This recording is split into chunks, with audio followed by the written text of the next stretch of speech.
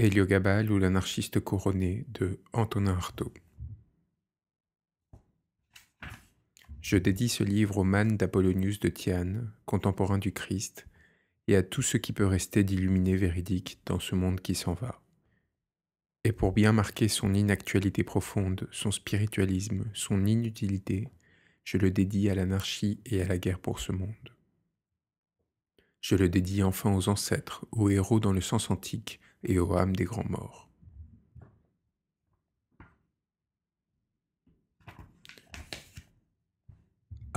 Le berceau de sperme.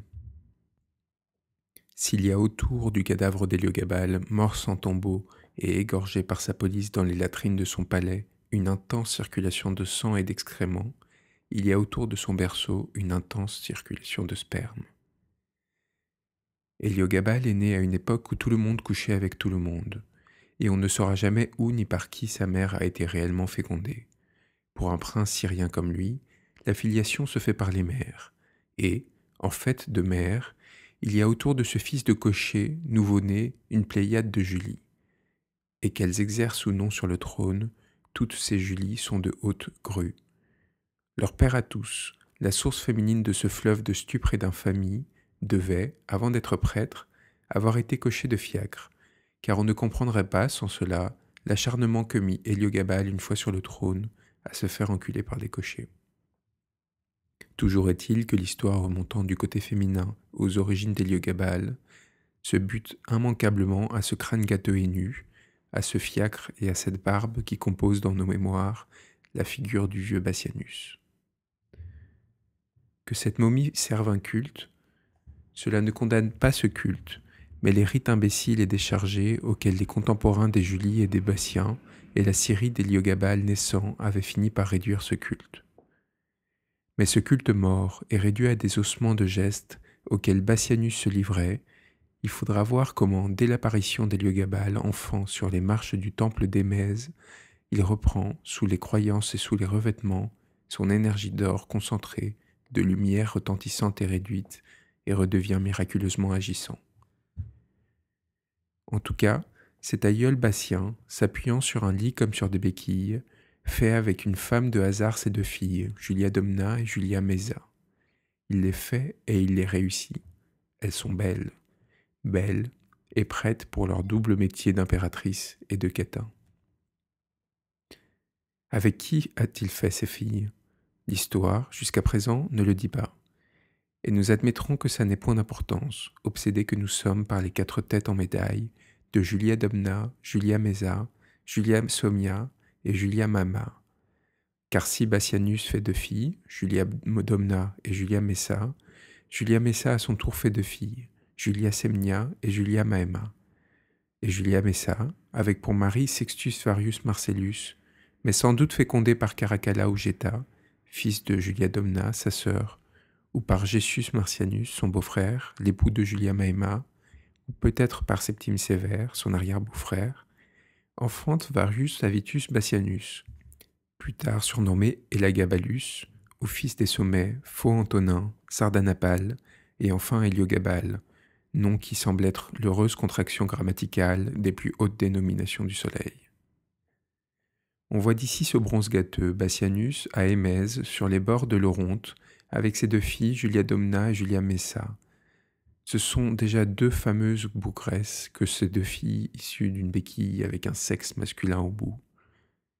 Bien que faites à longueur de sperme, et au point le plus éloigné que son sperme atteint les jours où le parricide éjacule, je dis le parricide et on verra tout à l'heure pourquoi, elles sont toutes 2 bien constituées et massives, c'est-à-dire remplies de sang, de peau, d'os, et d'une certaine matière livide qui passe sous les colorations de leur peau. L'une, grande et poudrée de plomb, avec sur le front le signe de Saturne, Julia Domna, pareille à une statue de l'injustice accablante du sort. L'autre, petite, maigre, ardente, explosive et violente, et jaune comme une maladie du foie. La première, Julia Domna, est un sexe qui aurait eu de la tête, et la seconde, une tête à qui le sexe ne manqua pas. L'année où commence cette histoire, l'an 960 et quelques de la dégringolade du Latium, du développement séparé de ce peuple d'esclaves de marchands, de pirates, incrustés comme des morpions sur la terre des Étrusques, qui n'a jamais fait au point de vue spirituel que de sucer le sang des autres, qui n'a jamais eu d'autre idée que de défendre ses trésors et ses coffres avec des préceptes moraux dessus, cette année 960 et quelques, qui correspond à l'an 179 du règne de Jésus-Christ, Julia Domna, l'aïeule, pouvait avoir 18 ans et sa sœur 13, et elles étaient, il faut le dire, en âge de bientôt se marier. Mais Julia Domna ressemblait à une pierre de lune, et Julia Messa à du soufre écrasé au soleil.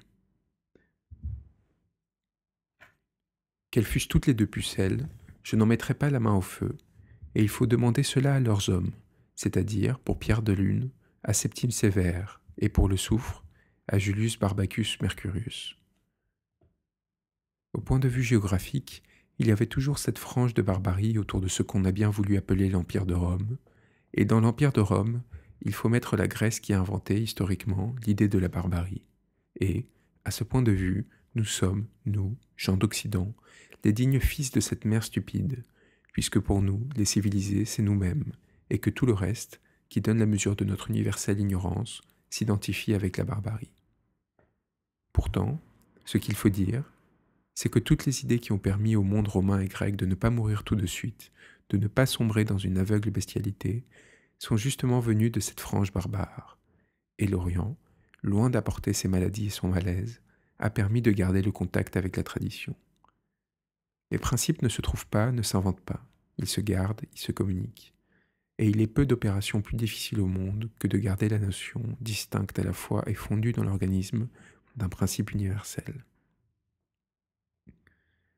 Tout cela est pour marquer qu'au point de vue métaphysique, l'Orient a toujours été dans un état de rassurante ébullition, que ce n'est jamais par lui que les choses se dégradent, et que le jour où la peau de chagrin des principes se rétrécira gravement chez lui, la figure du monde se rétrécira elle aussi, toutes les choses seront près de leur perte, et ce jour ne m'a plus l'air d'être loin. C'est au milieu de cette barbarie métaphysique, de ce débordement sexuel qui, dans le sang même, s'acharne à retrouver le nom de Dieu, que sont nées Julia Domna et Julia Messa. Elles sont nées du sperme rituel d'un parricide, Bassianus, que je ne puis voir, moi, autrement que sous la forme d'une momie. Ce parricide a planté sa queue dans le royaume comprimé des Mèses, qui n'était tout d'abord pas un royaume, mais un sacerdoce. Et tout cela, royaume, sacerdoce, prêtre et prêtre roi en tête, jure d'être injecté de matière livide, être fait d'or et descendre tout droit du soleil. Mais un jour, ce sacerdoce qui maniait les préceptes et qui annonnait des principes comme on manie au hasard et sans aucune science des épingles ou des soufflets, ce sacerdoce, qui avait peut-être en lui quelque chose de divin, mais qui ne savait plus où ça se trouvait, en qui le divin était écrasé, réduit à rien comme le petit royaume des Mèses entre le Liban, la Palestine, la Cappadoce, Chypre, l'Arabie et la Babylonie, ou comme le plexus solaire est écrasé dans nos organismes d'occidentaux, ce sacerdoce vache des Mèses, vache, c'est-à-dire femme, et femme, c'est-à-dire lâche, malléable, souffletée et esclavagée, qui n'aurait pas pu conquérir sa royauté visible à la force du poignet, mais qui se trouvait à son aise dans une atmosphère de facilité et d'anarchie, sut profiter de la décomposition du royaume des Séleucides, qui suit à 160 ans de distance la décomposition, beaucoup plus importante, de l'empire d'Alexandre le Grand, pour se déclarer indépendant. De mère en fils, les sacerdotes des Mèses, qui, depuis 1000 ans et plus, sortent des Samsigéramides, se passent le royaume et le sang du soleil. De mère en fils, parce qu'en Syrie, la filiation se fait par les mères. C'est la mère qui sert de père, qui a les attributs sociaux du père, et qui, au point de vue de la génération elle-même, est considérée comme le primogéniteur. Je dis le primogéniteur. Cela veut dire que la mère est père, que c'est la mère qui est le père, et le féminin qui engendre le masculin. Et il faut rapprocher cela du sexe masculin de la lune qui empêche ceux qui le vénèrent de devenir jamais cocus. Toujours est-il qu'en Syrie, et particulièrement chez les Samsigéramides, c'est la fille qui passe le sacerdoce, alors que le fils ne passe rien. Mais pour en revenir aux Bassiens, dont Héliogabale est le plus illustre, et dont Bassianus est le fondateur, il y a un terrible hiatus entre la lignée des Bassiens et celle des Samsigéramides. Et cet hiatus est marqué par une usurpation et par un crime qui détourne sans l'interrompre la descendance du soleil. Or, comme chez les Samsigéramides, c'est la mère qui est le père, il faut, pour que l'historien romain ait pu l'appeler le parricide, que Bassianus ait tué sa mère. Mais comme on ne succède pas à une femme, mais à un homme, et que si la femme passe le sacerdoce, c'est tout de même l'homme qui est chargé de le garder, je pense, moi, que Bassianus a dû tuer qui le gardait, et qu'il a tué son vrai père, son père par la nature et son père dans la société. Il était donc de sang masculin, il s'est trouvé du côté masculin du sang solaire, mais le fait d'avoir rétabli une fois de plus la suprématie du mâle sur la femelle et du masculin sur le féminin ne semble guère avoir arrangé les choses, puisque c'est à partir de lui que la dégringolade commence, et qu'il est difficile de trouver dans l'histoire un plus parfait assemblage de crimes, de turpitude, de cruauté, que celui de cette famille où les hommes ont pris toute la méchanceté et la faiblesse, et les femmes la virilité. On peut dire là-dessus qu'Héliogabale a été fait par les femmes, qu'il a pensé à travers la volonté de deux femmes, et que lorsqu'il a voulu penser par lui-même, lorsque l'orgueil du mal fouetté par l'énergie de ces femmes, de ces mères qui ont toutes couché avec lui a voulu se manifester, on sait ce qu'il en est résulté. Je ne juge pas qu'il en est résulté comme l'histoire peut le juger. Cette anarchie, cette débauche me plaît. Elle me plaît du point de vue de l'histoire et du point de vue d'Héliogabale. Mais à l'heure où je prends son histoire, Héliogabale n'est pas encore né. Les rois d'Émèse, ces petits rois-femmes qui se veulent à la fois hommes et femmes, comme le mégabis du temple d'Éphèse qui, homme, se lie la verge pour se sacrifier en tant que femme, mais devient la pierre couchée du sacrifice devant laquelle il sacrifie debout, ont depuis longtemps remis leur liberté entre les mains de Rome. Du vieux royaume d'Émate, il ne reste plus que ce temple obscur et volumineux. Le contrôle du négoce, la guerre, la protection matérielle des biens appartiennent aux soudards de Rome. Pour le reste, chaque Syrien pense ce qui lui plaît, et la religion du soleil demeure bardée de ci de là de dévotion à la lune, avec un mélange de pierres de lune, de poissons, de béliers, de sangliers. Plus des taureaux, des aigles, des éperviers par place, mais pas de coq, non. Il ne semble pas que le coq ait tenu une grande place au milieu de ces rites-là. Le temple d'Élagabalus, à Émèse, est depuis plusieurs siècles le centre de tentatives spasmodiques où se mesure la gourmandise d'un dieu. Ce dieu, Élagabalus, ou issu de la montagne, sommet rayonnant, vient de très loin. Et peut-être s'appelle-t-il le désir dans la vieille cosmogonie phénicienne. Et ce désir, comme Élagabalus lui-même, n'est pas simple, puisqu'il résulte du mélange lent et multiplié des principes qui rayonnaient au fond du souffle du chaos. De tous ces principes, le soleil n'est que la figure réduite, un aspect bon seulement pour les adorateurs fatigués et déchus. Il faut dire que le souffle qui était dans le chaos devint amoureux de ces principes, et que c'est de ce mouvement en avant, de cette sorte d'idée qui élimine les ténèbres, qu'un désir conscient est né, et qu'il y a dans le soleil lui-même des sources vives, une idée de chaos réduit et complètement éliminée. Or, ce qui dans le corps humain représente la réalité de ce souffle, ce n'est pas la respiration pulmonaire, qui serait à ce souffle ce que le soleil dans son aspect physique est au principe de la reproduction, mais cette sorte de fin vitale, changeante, opaque, qui parcourt les nerfs et ses décharges, et entre en lutte avec les principes intelligents de la tête. Et ces principes, à leur tour, rechargent le souffle pulmonaire et lui confèrent tous ses pouvoirs. Nul ne pourra prétendre que les poumons qui redonnent la vie ne soient sous le commandement d'un souffle venu de la tête. Et la tête d'Élagabalus, dieu d'Émèse, a de tout temps beaucoup travaillé. Mais en 179, lorsque Septime Sévère prend en Syrie le commandement de la 4e légion scythique, il ne reste plus de la haute cosmogonie phénicienne colportée par Sancognoton qu'une pierre noire tombée du ciel. Ce monolithe, ce bloc en pointe dont Bassianus s'est constitué le gardien, mais qui est en réalité sous la sauvegarde de ses deux filles, ces deux Syriennes voluptueuses, Julia Domna et Julia Mesa. Septime Sévère est vieux et déjà fatigué. Les sables du désert ont depuis longtemps brûlé ses semelles et mordu la corne de ses talons. Il a derrière lui 2 ou 3 veuvages, mais à peine débarqué, il décide de prendre femme et consulte, à cet effet, les registres de l'état civil. Dans ces registres, il trouve la lune, c'est-à-dire la pierre de lune, c'est-à-dire Julia Domna. Or, Domna, c'est Diane, Artémis, Irtar, et c'est aussi Proserpine, la force du féminin noir. Le noir, dans la 3e région de la terre, la femme incarnée aux enfers et qui ne remonte jamais plus haut que les enfers. Mais Julia Domna a un horoscope qui la destine à être un jour la femme d'un empereur. et il décide d'épouser Julia Domna pour son horoscope. Or, la pierre de lune, Julia Domna, l'horoscope et les oracles hydromantiques devant lesquels il se tire les horoscopes des empereurs, tout cela marche en même temps. Je veux dire qu'en Syrie, la terre vit, et qu'il y a des pierres qui vivent, et que Julia Domna alliait partie avec tout cela.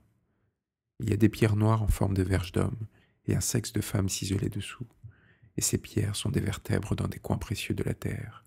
Et la pierre noire d'Hermès est la plus grosse de ces vertèbres, la plus pure et la plus parfaite aussi. Mais il y a des pierres qui vivent, comme des plantes ou des animaux vivent, et comme on peut dire que le soleil, avec ses taches qui se déplacent, se gonfle et se dégonfle, bave les unes sur les autres, rebave et se redéplace, et quand elles se gonflent ou se dégonflent, le font avec rythme et de l'intérieur, comme on peut dire que le soleil vit. Les taches naissent, en lui, comme un cancer, comme les bubons effervescents d'une peste. Il y a là-dedans de la matière pulvérisée qui se ramasse, comme des morceaux de soleil concassés mais noirs, et, mis en poudre, ils occupent moins de place. Et c'est pourtant le même soleil, et la même étendue et quantité de soleil, mais éteint par place, et qui rappelle alors le diamant et le charbon. Et tout cela vit, et l'on peut dire que des pierres vivent, et les pierres de la Syrie vivent, comme des miracles de la nature, car ce sont des pierres lancées par le ciel. Et il y a beaucoup de miracles et de merveilles de la nature sur le sol volcanique de la Syrie, ce sol qui semble tapissé et pétri entièrement de pierres ponces, mais où les pierres tombées du ciel vivent de leur vie à elles, et sans se confondre avec la pierre ponce. Et il y a de merveilleuses légendes sur les pierres de la Syrie. Témoin ce texte de Photius, historien byzantin de l'époque de Septime Sévère. Sévère était un Romain, et père des Romains conformément à la loi. C'est lui-même qui dit qu'il avait vu une pierre où l'on observait les figures diverses de la lune, prenant toute espèce d'apparence, tantôt celle-ci, tantôt celle-là, grossissant et diminuant selon le cours du soleil, et contenant aussi imprimé le soleil lui-même. Il faut dire que ce texte de Photius n'est pas lui-même une œuvre originale, mais qu'il est le démarquage d'un livre perdu qui, à en juger par le nombre des écrivains qui s'y réfèrent, semble avoir constitué pour les anciens une vraie Bible du merveilleux, la vie d'Isidore par Damasius. Mais la forme la plus passionnante des pierres syriaques se retrouve dans les bétiles noires ou pierres de Bel.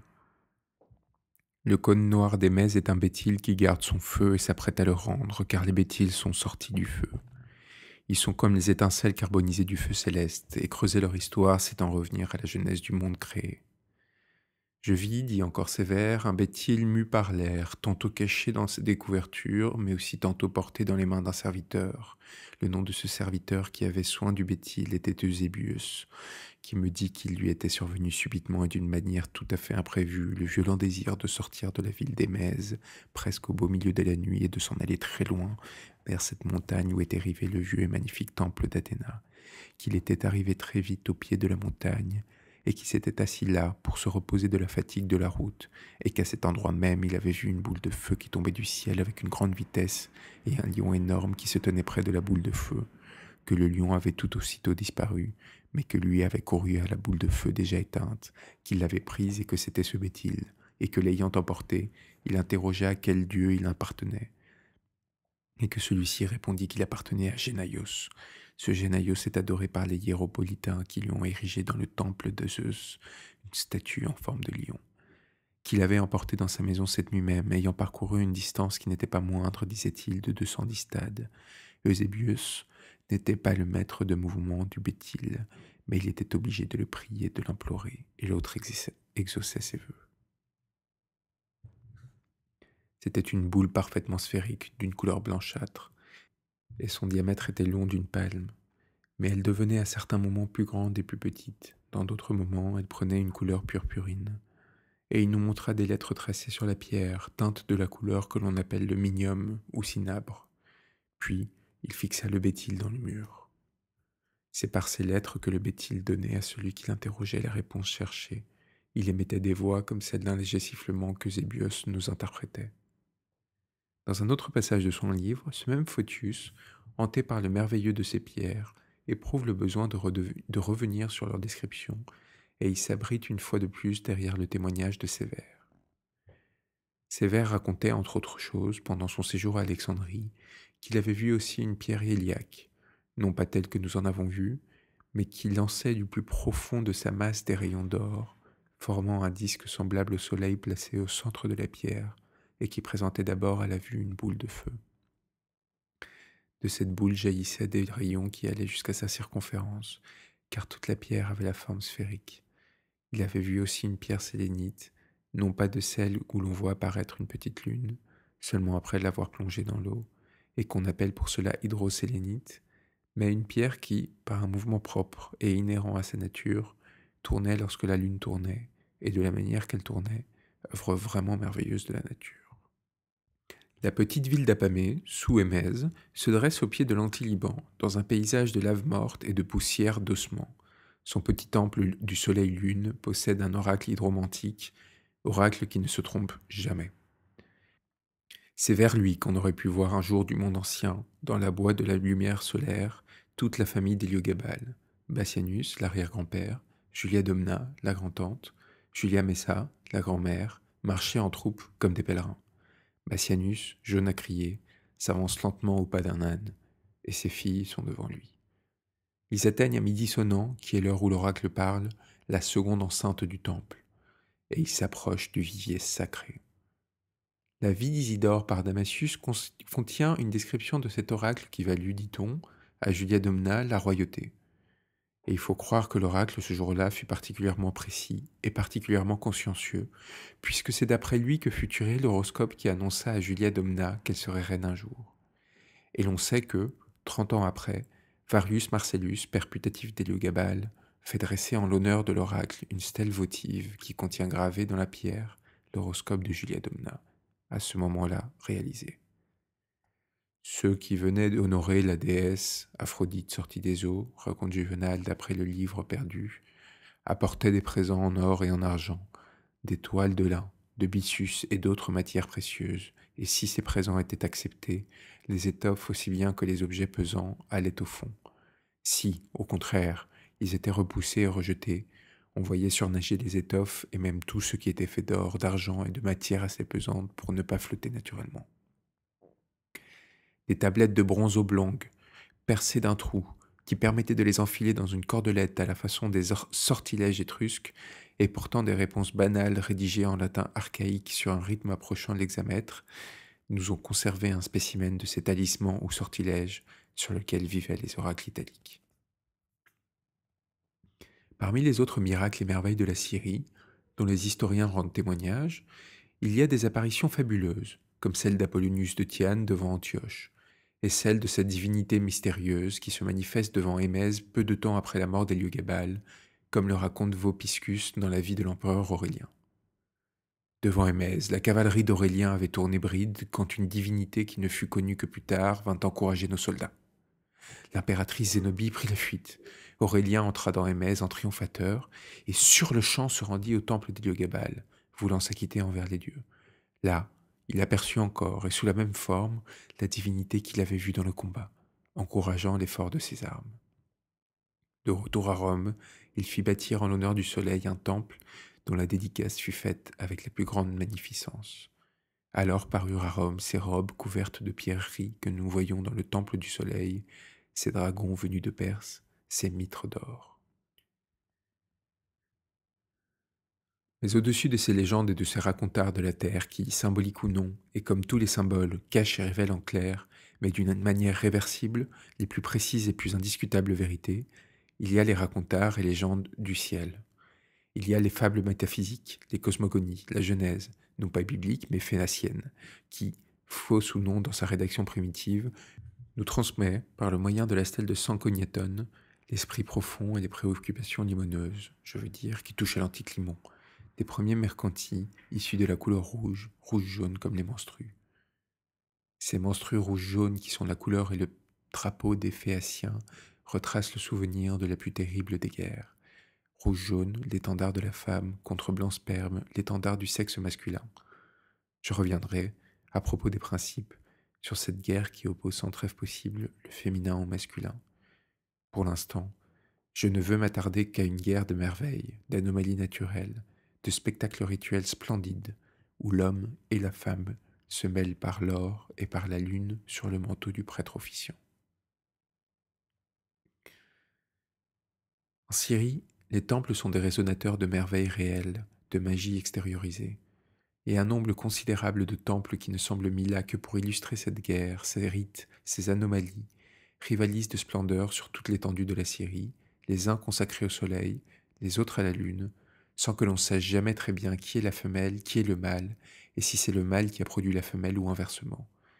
Il y a le temple du soleil à Émèse, qui semble avoir la primauté sur les autres temples du soleil mâle, comme s'il y avait plusieurs soleils dont chacun pris en particulier est le double de tous les autres, et comme la lune est le double femelle d'un dieu unique et masculin.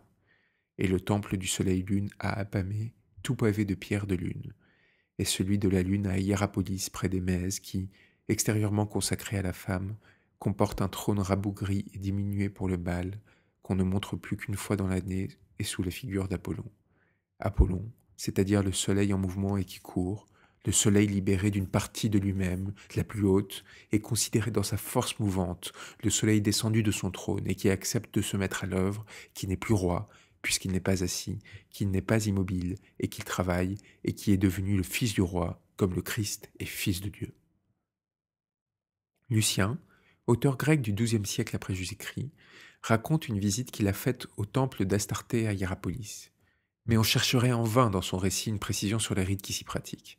Rien ne semble l'avoir frappé, en dehors d'un pittoresque tout extérieur. Le temple renferme des objets précieux, d'antiques offrandes, une foule d'objets merveilleux, des statues vénérées et des dieux toujours présents. En effet, les statues issues se meuvent et rendent des oracles. Car si les pierres rendent des sons, si elles volent, si elles ont un souffle, une respiration qui leur appartient, les statues aussi ont un souffle qui est sans doute l'esprit du Dieu. Souvent, dit Lucien, une voix se fait entendre dans le sanctuaire, le temple fermé. Beaucoup l'ont entendu. Il faut croire que le temple ouvert, la supercherie devenait impossible. Il y aura toujours des truqueurs à côté des initiés. J'ai vu, continue Lucien, le trésor secret du temple, où sont conservées les reliques, les richesses nombreuses, étoffes, objets en or et en argent, rangés séparément. Le temple contient en outre des cornes d'éléphants, des poteries, des tissus éthiopiens. Dans le vestibule, on voit 2 énormes phallus. On peut aussi voir dans l'enceinte du temple un petit homme d'airain, assis et qui est muni d'un énorme membre. L'emplacement même où on a bâti le temple d'Hiéropolis est une colline située au milieu de la ville. Il est entouré de 2 murailles. L'une de ces murailles est ancienne, l'autre n'est pas de beaucoup antérieure à notre époque. Les propylées sont d'une étendue d'environ 100 brasses, 160 mètres. Sous ces propylées sont placés des phallus hauts de 30 brasses, 48 mètres.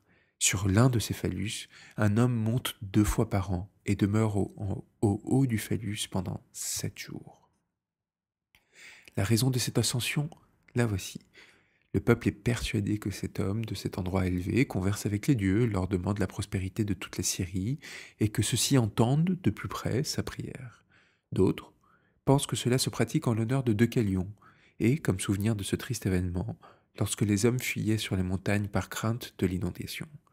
Le temple d'Hiérapolis contenait un trou par lequel on disait que l'eau du déluge s'était écoulée. Pour monter sur le phallus, l'homme passe une grosse chaîne autour du phallus et de son corps.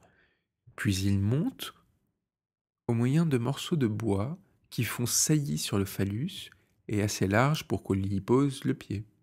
À mesure qu'il s'élève, il soulève la chaîne avec lui comme les conducteurs de chars soulèvent les rênes. Si l'on n'a jamais vu cela, on a certainement vu monter à des palmiers, soit en Arabie, soit en Égypte ou ailleurs, et on comprend alors ce que je veux dire. Parvenu au terme de sa route, notre homme lâche une autre chaîne qu'il porte sur lui et, par le moyen de cette chaîne, qui est fort longue, il tire à lui tout ce dont il a besoin, bois, vêtements, ustensiles. Il s'arrange avec tout cela une demeure, une espèce de nid, s'y assied, et séjourne le temps dont j'ai parlé. La foule qui arrive lui apporte les uns de l'or, les autres de l'argent, d'autres du cuivre. On dépose ses offrandes devant lui, et on se retire en disant chacun son nom. Un autre prêtre est là, debout, qui lui répète les noms, et lorsqu'il les a entendus, il fait une prière pour chacun. En priant, il frappe sur un instrument d'airain qui rend un son bruyant et criard. L'homme ne dort point. S'il se laisse aller au sommeil, on dit qu'un scorpion monterait jusqu'à lui et le réveillerait par une piqûre douloureuse. Telle est la punition attachée à son sommeil. Ce qu'on dit là du scorpion est saint et divin. Le temple regarde le soleil levant. par sa forme et sa structure, il ressemble au temple construit en Ionie. C'est ici que l'on sent la femme. Si au lieu de nous donner une description extérieure du temple d'Hiéropolis, et jamais cette description n'est plus extérieure que quand il fait mine de violer ses entrailles et de s'introduire dans ses secrets, Lucien avait eu la moindre curiosité pour les principes, il aurait recherché sur les colonnades du temple l'origine extra-humaine des sexes pétrifiés de femelles qui en forment l'ornementation. C'est le principe même de l'architecture d'Ionie. Mais revenons-en à sa description documentaire.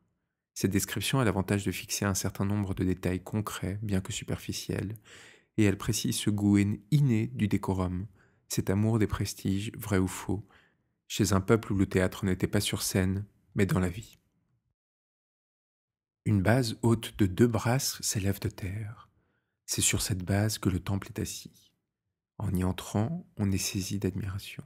Les portes sont d'or, à l'intérieur l'or brille de toutes parts, il éclate sur toute la voûte. On y sent une odeur suave, pareille à celle dont on dit que l'Arabie est parfumée.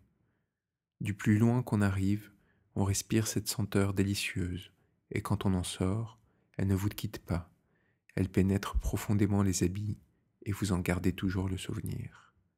Au-dedans, dans une enceinte reculée, sont placées les statues de Jupiter et de Junon, auxquelles les habitants de la ville donnent un nom aux consonances prises dans leur langage à eux. Ces 2 statues sont d'or et assises, Junon sur des lions, Jupiter sur des taureaux. La statue de Junon tient un sceptre d'une main, de l'autre une quenouille. Sa tête couronnée de rayons porte une tour et est ceinte du diadème dont on ne décore d'ordinaire que le front d'Uranie. Ses vêtements sont couverts d'or, de pierres infiniment précieuses, les unes blanches, les autres couleur d'eau, un grand nombre couleur de feu. Ce sont des sardoines onyx, des hyacinthes égyptiennes, des émeraudes que lui apportent les Indiens, les Mèdes, les Arméniens, les Babyloniens. La statue porte sur la tête un diamant appelé lampe. Il jette durant la nuit une lueur si vive que le temple en est éclairé comme par des flambeaux. Dans le jour, cette clarté est beaucoup plus faible. La pierre conserve pourtant une partie de ses feux. Il y a encore dans cette statue une autre merveille. Si vous la regardez de face, elle vous regarde. Si vous vous éloignez, son regard vous suit. Si une autre personne fait la même expérience d'un autre côté, la statue ne manque pas de faire de même.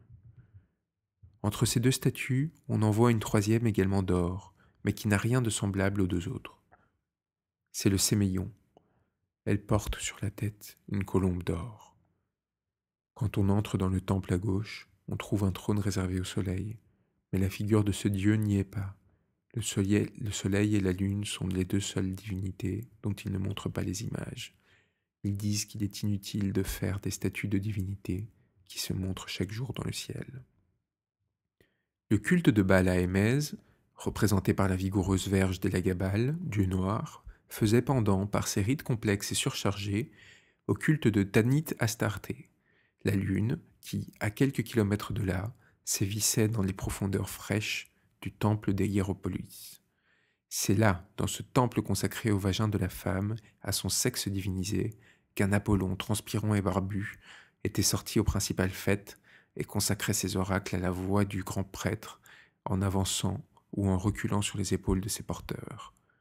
Cet Apollon tout en or, avec sous le menton un implanté de gros grains noirs, arrive à dos d'homme, soutenu par une bonne douzaine de porteurs titubants et qui parviennent à peine à supporter sa masse.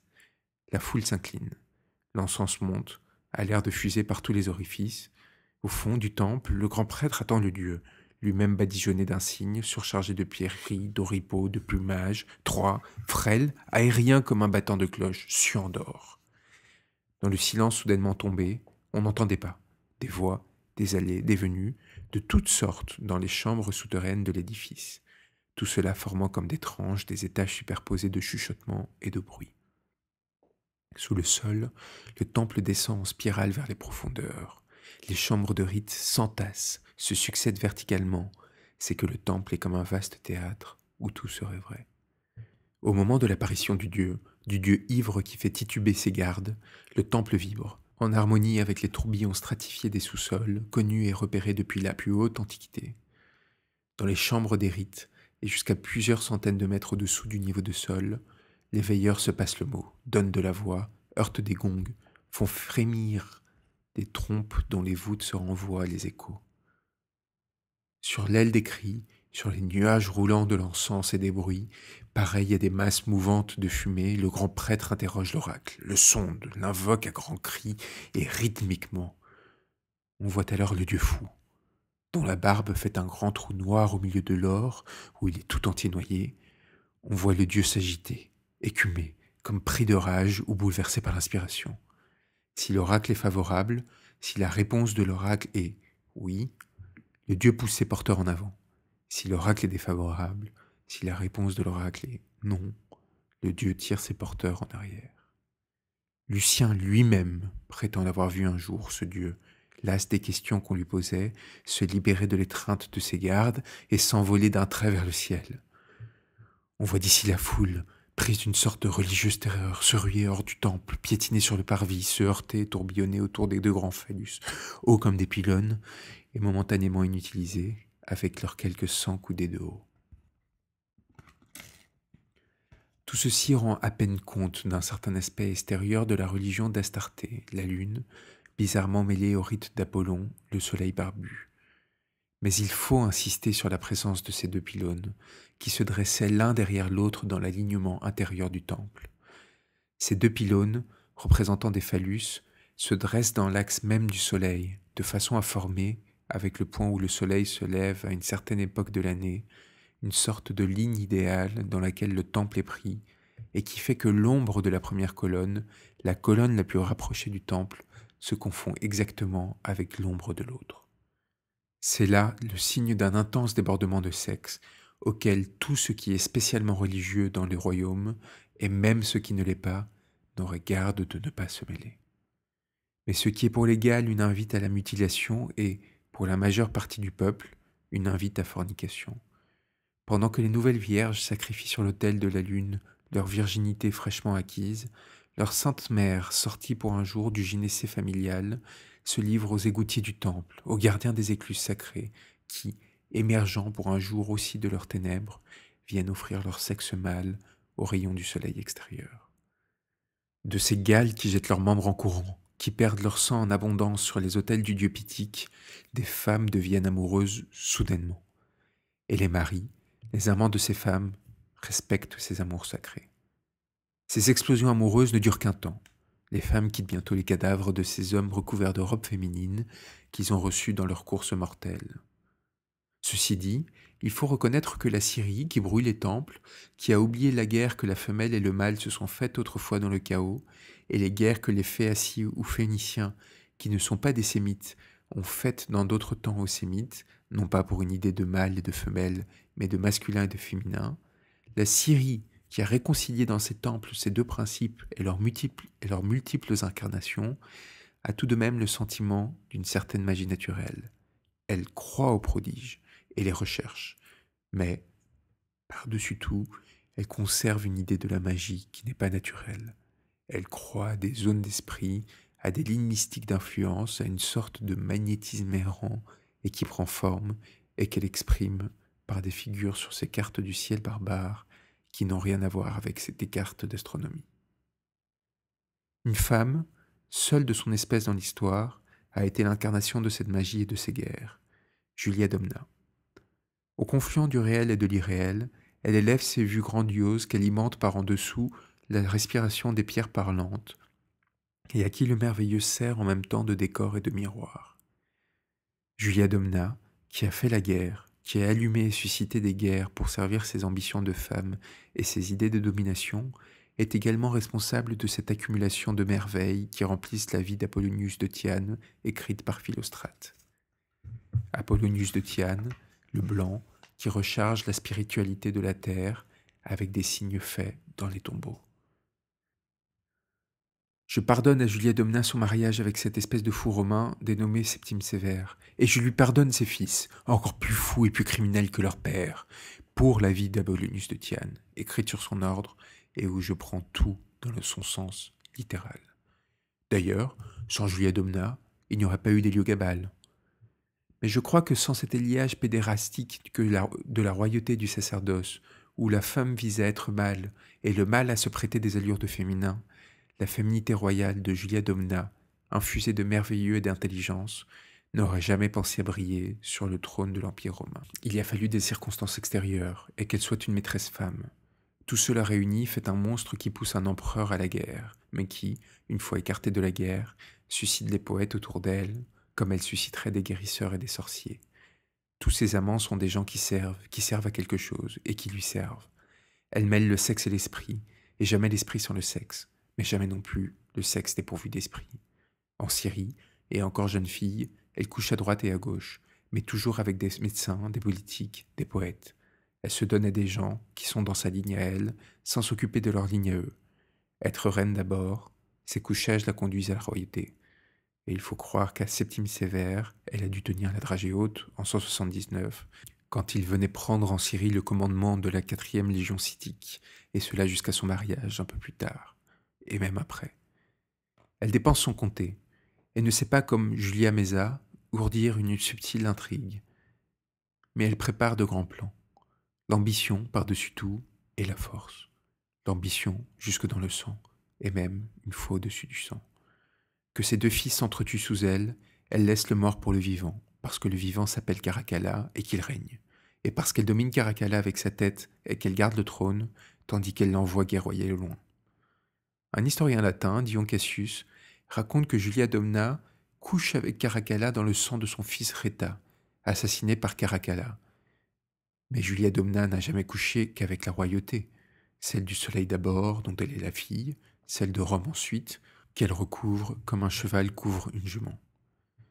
Pourtant, cette force ne va pas sans mollesse. On s'amuse ferme à la cour de Julia Domna, depuis que sous les aspices de Julia Messa, sa sœur, et des filles de celle-ci, elle est parvenue à implanter à Rome les habitudes de la Syrie. Le sperme coule à flot peut-être, mais c'est un fleuve intelligent, que ce fleuve de sperme qui coule et qui sait qu'il ne se perd pas. Car la mollesse, ici, n'est que l'écume de la force, une crête qui tremble au vent. Rien n'abat cette femme extraordinaire. Quand la guerre s'en va, la poésie rentre. Et pendant ce temps, sa sœur est là, sous sa coupe, et avec elle ses filles, par qui se perpétuera la race du soleil.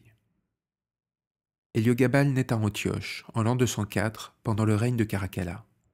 Et Caracalla, Mesa, Domna, Sémia, la mère d'Héliogabale, alors veuve de Varius Antoninus Macrinus, et Maméa, mère d'Alexandre Sévère et veuve de Gessius Marcianus, curateur du blé ou des eaux, tout cela couche ensemble, se démène, banquette et excite autour de soi les transes de fakirs syriens. Puis arrive au loin, près d'un temple de la lune mâle, du dieu Lunus, l'assassinat de Caracalla, tandis qu'il est descendu de cheval et qu'il pisse. Et Macrin, le nouvel empereur, s'installe sur le trône de Rome, sans ne jamais pu revenir à Rome, s'imaginant tout gouverner du fond de la Syrie où il se trouve, là-bas, et où il a perpétré l'assassinat de Caracalla. C'en est peut-être fait alors de la royauté de Julia Domna. Toutefois, Macrin la laisse où elle est, il la respecte, et Julia Domna n'en revient pas. Cependant, elle n'est plus vraiment reine. Elle conserve le titre, les honneurs, l'escorte, la force armée, ça compte, et surtout le trésor d'une reine. Le trésor, c'est le plus important. Mais elle n'a plus part au gouvernement de l'Empire, et elle complote en douce pour reprendre ce gouvernement. Macrin apprend tout cela, et il rappelle en Syrie Dardar, Julia Domna, Julia Mesa, Julia Sémia et Julia Maïma, et en plus, le petit Varius Antoninus, de la famille des Bassiens des Mèzes, que nous appellerons Héliogabale, bien qu'il n'en ait encore pas reçu le nom. La mère d'Héliogabale se trouvait à Rome, au moment où elle le conçut, et par conséquent Caracalla a pu être son père, bien qu'il n'ait eu à l'époque que 14 ans. Mais pourquoi un Romain de 14 ans, fils de Syrienne, ne réussirait-il pas à faire un enfant à une Syrienne de 18 ans? Ce n'est pas à Rome qu'Héliogabale est née, mais par hasard à Antioche, au cours d'une de ces navettes mystérieuses que la famille des Bassiens faisait de la cour de Rome au temple des Mèzes, en passant par la capitale militaire de la Syrie.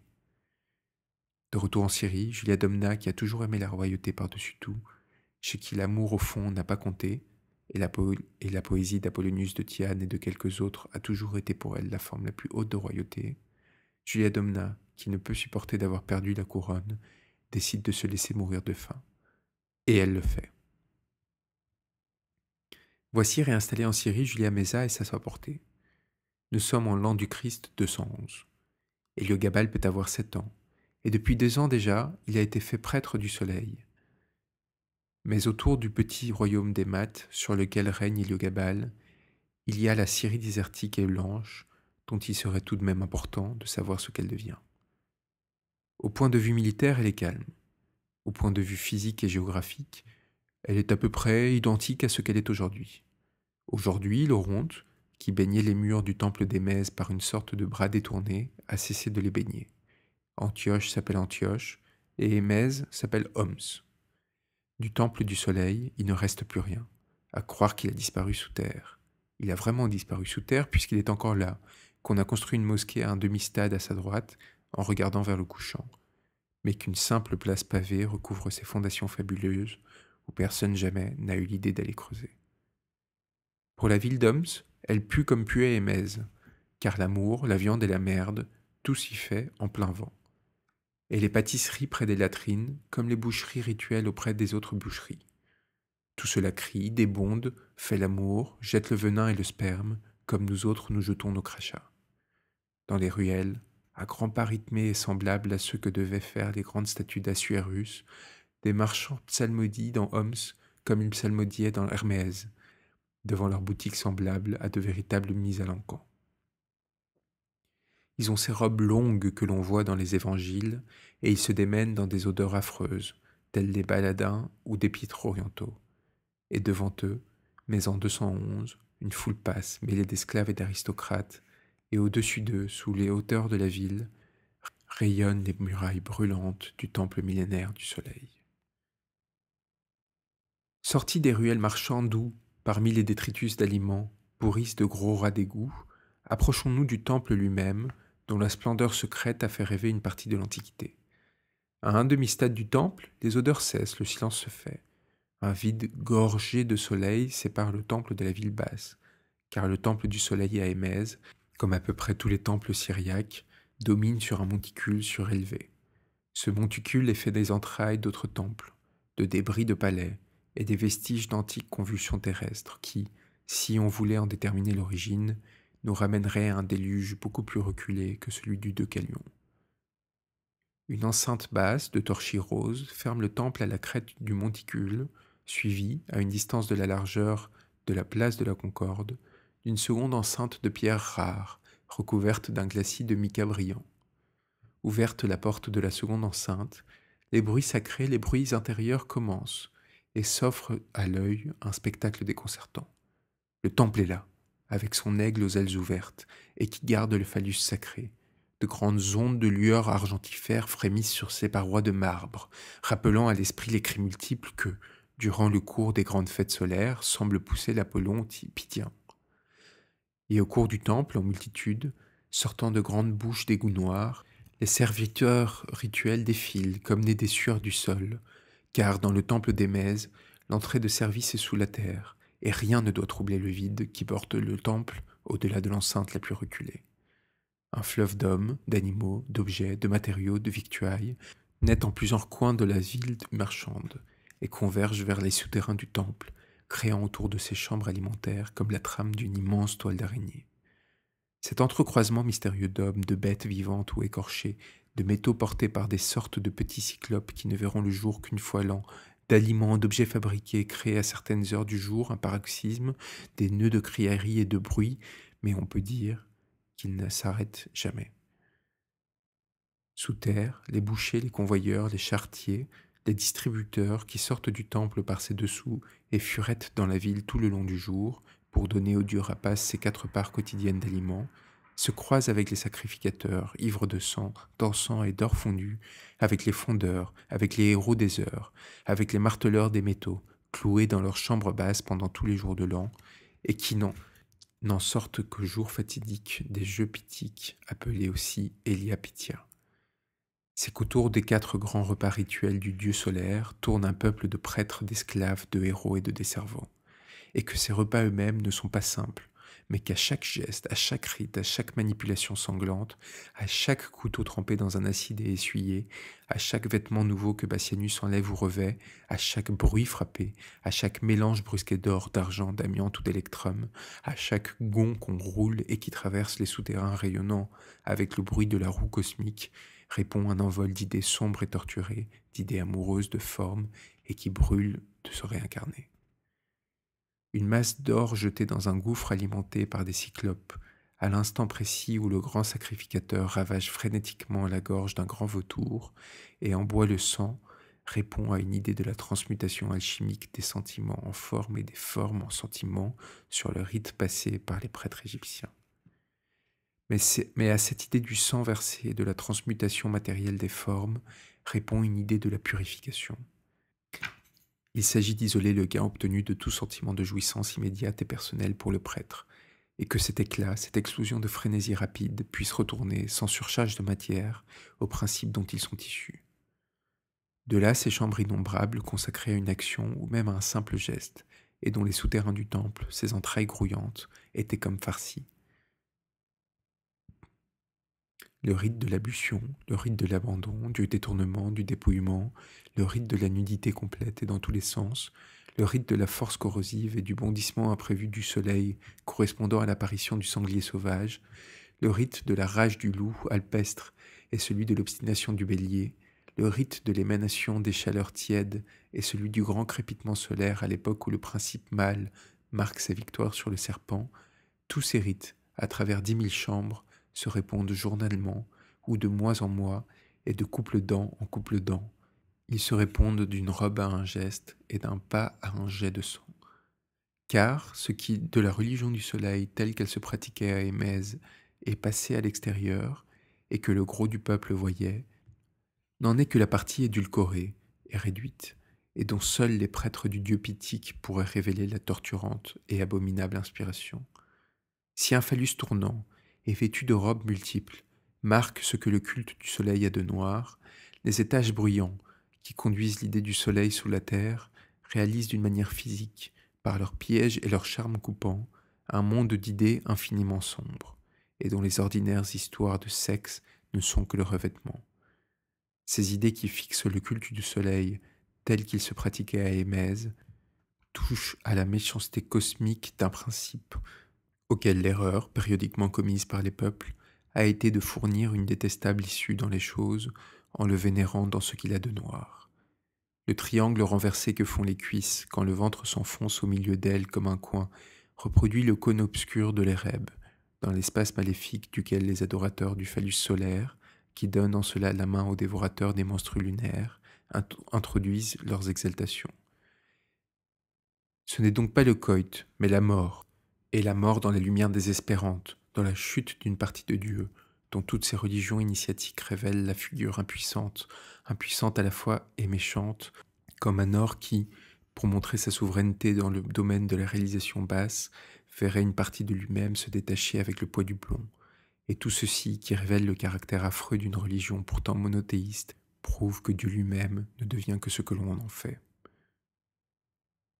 Là où les pyramides d'Égypte, avec leurs triangles maçonnés, sont un appel à la lumière blanche, il faut rêver au centre souterrain du temple d'Émèse une sorte de filtre triangulaire, un filtre pour le sang humain. Le sang des sacrifices d'en haut ne peut se perdre dans les égouts ordinaires. Il ne doit pas, mêlé aux ordinaires d'éjection humaine, urine, sueur, sperme, crachat ou excréments, retrouver les eaux primitives de la mer. Et il y a, sous le temple d'Émèse, un système d'égouts spéciaux, où le sang de l'homme rejoint le plasma de certains animaux.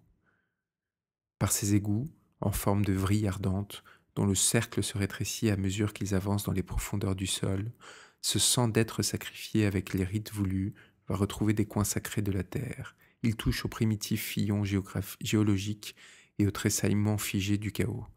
Ce sang pur, ce sang allégé et subtilisé par les rites, est rendu agréable aux dieux d'en bas, asperge les dieux grondants de l'érèbe, dont le souffle finit de le purifier. Or, de la pointe de son phallus à l'ultime circuit de ses égouts solaires, le temple, avec les protubérances de ses niches, de ses fontaines, de ses bas-reliefs, de ses pierres vibrantes plantées comme des clous dans les murs, et tout entier compris dans une sorte d'immense cercle qui répond au cercle spasmodique du ciel. C'est là, au centre de ce cercle illusoire, et comme au point vivant d'une toile à la minute où l'araignée s'y tient, que se trouve la chambre au filtre semblable à un triangle renversé. Et la pointe creuse du filtre répond en sens inverse à la pointe du phallus d'en haut. Dans cette chambre close, seul le grand prêtre est descendu à bout de corde, comme un seau dans les profondeurs d'un puits. On l'y descend une fois l'an, à minuit, dans un accompagnement de rites étranges où le sexe physique de l'homme prend une importance démesurée. Ce triangle avait sur ses bords une sorte de chemin de ronde fermé par un épais garde-fou, et sur ce chemin ouvraient d'autres chambres sans issue vers la lumière extérieure, mais où pendant 7 jours, dans une période qui correspond aux Saturnales gréco-romaines, s'accomplissait d'atroces tueries. J'en reviens maintenant à Héliogabale, qui est jeune et qui s'amuse. De temps en temps, on l'habille, on le jette sur les marches du temple, on lui fait accomplir des rites que sa cervelle ne comprend pas. Il officie avec 600 amulettes qui créent des zones sur son corps. Il tourne autour des autels consacrés aux dieux et aux déesses. Il se pénètre de rythmes de chants, d'odeurs et d'idées multiples. Et le jour vient où tout cela se ramasse, où le sang du soleil monte en rosée dans sa tête, et chaque goutte de rosée solaire devient une énergie et une idée. Il est trop facile de dire que c'est Julia Mesa, la souris ou le soufre, qui a conduit toute l'intrigue destinée à mettre Héliogabale sur le trône des Césars romains. Tous ceux qui ont réussi dans la vie et qui ont fait parler d'eux, c'est qu'ils avaient eux aussi quelque chose. Et ceux qui, comme Héliogabale, sont parvenus à offusquer l'histoire, c'est qu'ils avaient des qualités qui auraient pu changer le cours de l'histoire si les circonstances avaient été pour eux. Julia Mesa a cette supériorité sur Doma, sa sœur, qu'elle n'a jamais rien cherché pour elle-même, qu'elle n'a jamais confondu ni la royauté romaine, ni la royauté solaire des Bassiens avec sa petite personne, et qu'elle a su se dépersonnaliser. Renvoyée à Émèse par Macrin, elle y transporte et le trésor de l'Empire ramassé par Julia Domna, et le trésor du sacerdoce syriaque qui moisissait quelque part à Antioche. Et elle enferme tout cela à l'intérieur de l'enceinte du temple, considéré par tous comme inviolable et comme sacré. Souris, elle fait son travail de souris qui tourne sans arrêt autour des choses. Elle dope, elle nourrit par-dessous la gloire d'Héliogabale, elle la nourrit de toutes parts et par tous les moyens possibles. Elle n'y regarde pas à la qualité de ses moyens. À ce piédestal qu'elle met sous la statue sacrée du petit prince, la beauté d'Héliogabale a sa part, mais aussi l'intelligence surprenante d'Héliogabale et son précoce développement. Héliogabale a eu de bonne heure le sens de l'unité qui est à la base de tous les mythes et de tous les noms, et sa décision de s'appeler Elagabalus et l'acharnement qu'il mit à faire oublier sa famille et son nom et à s'identifier avec le Dieu qui les couvre est une première preuve de son monothéisme magique qui n'est pas seulement de verbe, mais de l'action. Ce monothéisme, ensuite, il l'introduit dans les œuvres. Et c'est ce monothéisme, cette unité du tout, qui gêne le caprice et la multiplicité des choses, que j'appelle moi, de l'anarchie. Avoir le sens de l'unité profonde des choses, c'est avoir le sens de l'anarchie, de l'effort à faire pour réduire les choses en les ramenant à l'unité. Qui a le sens de l'unité a le sens de la multiplicité des choses, de cette poussière d'aspect par lequel il faut passer pour réduire et détruire. Et Héliogabale, en tant que roi, se trouve à la meilleure place possible pour réduire la multiplicité humaine et la ramener par le sang, la cruauté, la guerre, jusqu'au sentiment de l'unité.